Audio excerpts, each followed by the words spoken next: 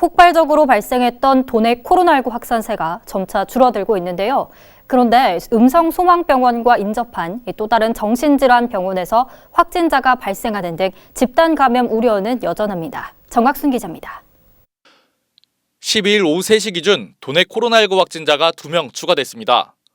청주시 서원구에 거주하는 10대 A양이 진단검사 결과 확진 판정을 받은 건데 A양은 지난 11일 확진된 도내 1413번 환자의 동생이자 청주 한 고등학생으로 알려졌습니다.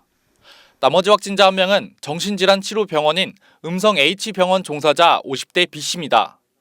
B씨는 지난 11일 출근한 뒤 기침 등의 의심 증세가 나타나 진단검사 결과 확진 판정을 받았습니다.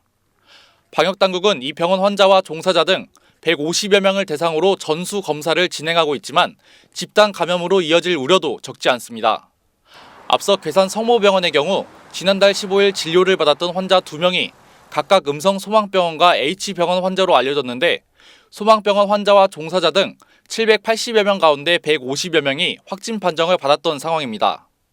당시 H병원도 코호트 격리에 들어가 3일 간격으로 진단검사를 벌였지만 3주간 확진자가 발생하지 않아 해제됐는데 이후 한 달여 만에 추가 확진자가 발생한 겁니다.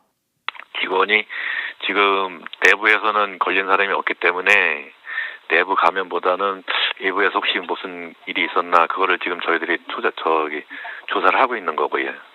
병상 운영에도 빨간불이 켜졌습니다. 도내 코로나19 치료 병상은 모두 329개로 이 가운데 100병상이 정신질환자 전담 병상으로 알려졌습니다.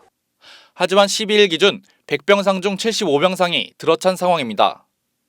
더 큰 문제는 정신질환자 특성상 1인 1병상 운영이 어려워 집단 감염으로 발생할 경우 이들이 치료받을 수 있는 시설이 도내에 없다는 겁니다.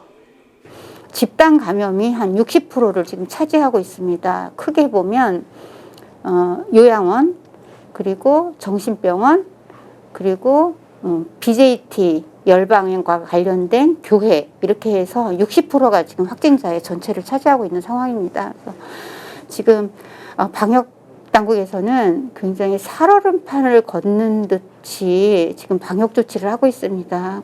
도내 코로나19 확산세는 최근 2주 사이 일평균 30명 이하로 감소했지만 또다시 취약시설 관련 확진자가 발생하면서 집단 감염의 화약고가 되지 않을지 전담 병상 확보 등 정신질환 확진자의 관리와 추가 확산을 막을 대책이 시급합니다. HCN 뉴스 정학순입니다.